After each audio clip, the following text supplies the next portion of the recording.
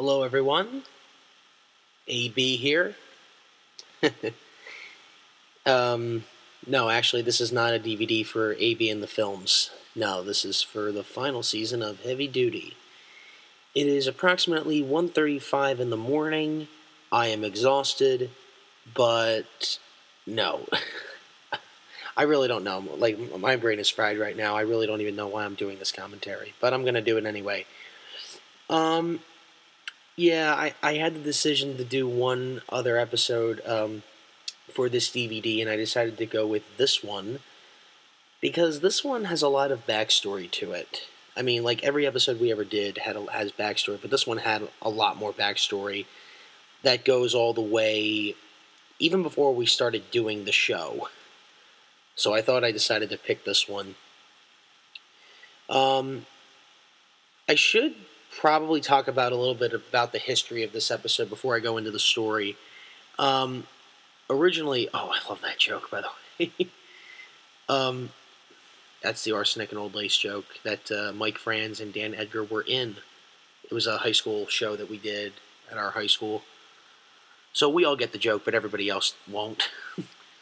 Anyway, the history about this episode. Um, in Here's the thing: when we were starting season 4, this originally was going to be the season opener because a lot of stuff was going to go down in this episode, and I had a hard time filming this, uh, getting this episode ready. And the more I thought about it, the more I thought, you know what, this episode doesn't feel right being the season opener just because I do the Michael Jackson thing at the end.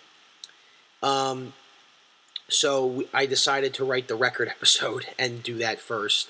And then this was going to air after the record. But because we never had the ending scene, which is the big fantasy dream Michael Jackson sequence shot at the time, this episode kept getting pushed back. And then eventually I got that scene filmed, and then we were able to release it towards the end of the season. So that's the production values of it. I want to talk about where this episode came from, and the flashback that I'm talking about coming up is going to be happening very soon. So, yeah. Everything I say in this scene about the flashback, about me being humiliated, trying to impersonate Michael Jackson, and all of that, that is true. I mean, that did happen in March of 2010, and anyone that went to high school with me and who was there at that talent show at my high school that night and saw that, yeah, like, you remember that. You did, and it was humiliating. It was completely humiliating, and sad to say, I was doing it to try to impress this girl that I did like, and I thought it would work. I was an idiot for thinking it would work, because it wouldn't have worked anyway. But that's beside the point. So this footage that you're seeing of me coming up, where I'm dancing and what's going on here, that was actually. That's the real footage from the actual event, because this is based on a true story, this episode. So that's the real footage. I had a camera filming me. I asked a friend of mine who was up where the spotlights were. Yeah, there it is. Up where the spotlights were to film this, and I was going to use this for something. I didn't know what, but I wanted to use it. And oh my god, I look like an idiot. Yeah, I got the moonwalk down right. I got that. Yeah, the audience went nuts when I did that because I wanted to get it down right. And yeah, I mean, like, I really think that this episode is really well made. Probably because it's based on a true story. Because what I'm saying here is true, and you're actually watching it unfold. Yeah, and in case you're wondering, no, I did not win that talent show, obviously. I didn't have anybody even come up to me and mention it to me. I was really humiliated by that, and then I thought to myself, you know what, before Heavy Duty ends, I'm going to make fun of that somehow, some way, And that's another reason why I'm glad we got to make the 4th season, because if we didn't, this episode would not exist. So I'm really happy about that.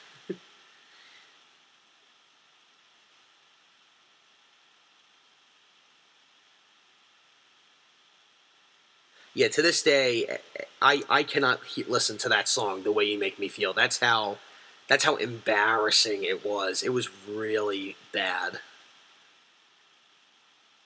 And my microphone, it worked fine in rehearsal. I don't know what happened that night of the show, but, you know, accidents happen.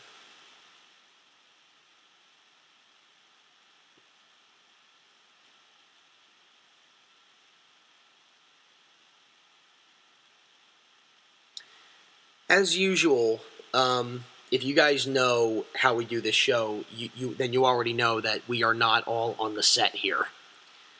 When you see Dan, it was just me and Dan. And then when you see Mike, it was Mike and I. And when you see Julianne, it was Julianne and I. And when you see Elena, it's Elena and I. We were not all on the set at the same time, but it sure looks like it, doesn't it? That's the power of editing. That was always a hard part with doing this show.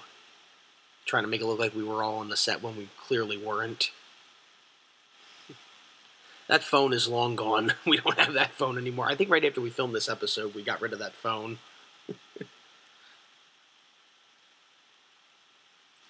And that phone is long gone too. That was my old cell phone.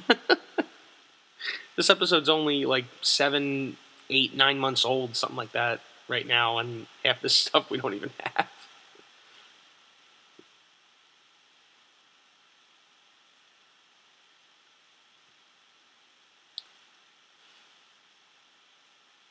Elena's scenes here were filmed in February of 2014, and I think this episode aired in April, because I had to get this out there before the finale, because the finale was supposed to air on May 2nd. That was the day that the show was going to end.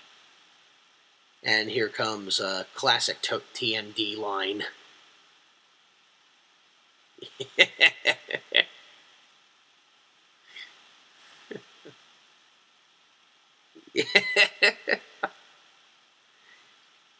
This was this shot where Mike and Dan run out of the house. This was incredibly hard to film and to edit, because obviously they were both not on the set at the same time. So we had to film it in a way where I could cut back to both of them running out of the house at the same time.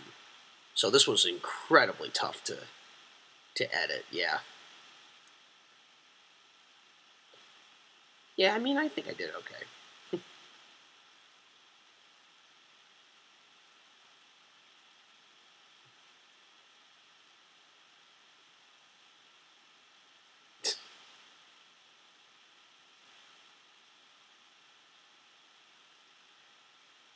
You know, some people did ask me why this episode is called The Comeback, and the reason for that, I thought people would get it, is because, uh, well, I failed miserably on this. Oh, God, you can see the camera right in Mike's sunglasses lens.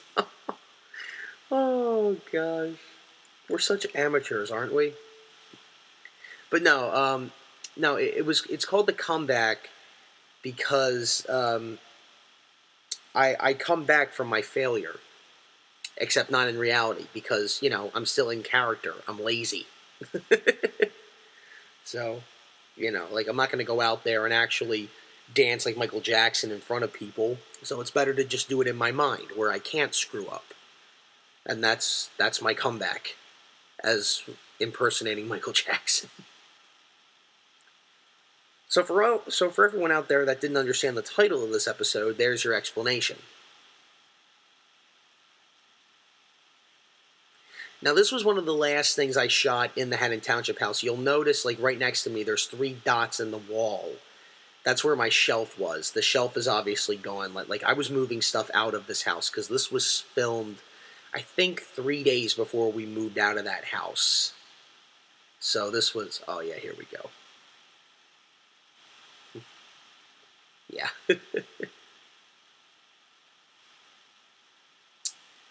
Now, you're probably wondering where this was shot. Now, believe it or not, this was filmed in the gymnasium of my old grammar school, where I went to school from 3rd grade all the way through 8th grade. And never in those days did I think I would go back there filming me dance like Michael Jackson on the gym stage. I never thought that would ever happen. And but you know, like the people at my school were very nice. They were very fortunate to let me go in there and film. I had the whole gym to myself for 4 hours. And the guy that did the handheld shots, because you can see some of the camera work, is is handheld. My friend Ryan Timken did that. He was there one day with our youth group. Our youth group meets at that school, and he was there. And I asked him. I said, Ryan, can you do these quick shots for me real quick? And he said, yeah, sure. And we did those shots real quick. I think in like 20 minutes or so. But the stagnant shots are the ones I did for like 3 hours. This literally took all afternoon to shoot, and it's only a couple of shots.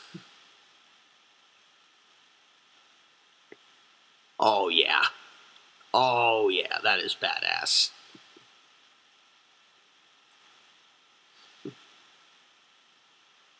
Yeah, but that was originally what I wanted, and this episode kept getting delayed because I couldn't film that scene because I was having a hard time trying to find that scene, and I didn't want to half-ass it.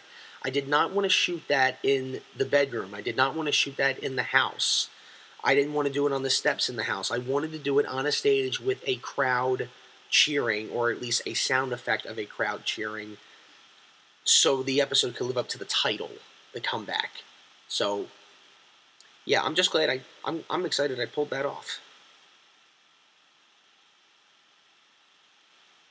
And that's so obviously my hand, not Elena's mother's hand.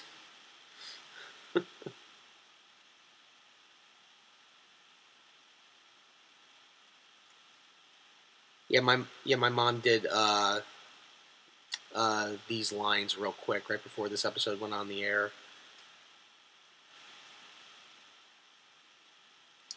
And that's Mike holding the box because he doesn't want anyone else to know what's inside of it.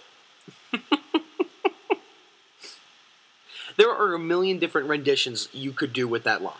I don't know what it is. It's the way he said it when we did the box episode in the 2nd season. Something about the way he said that line, that'll be his catchphrase. That's his catchphrase forever.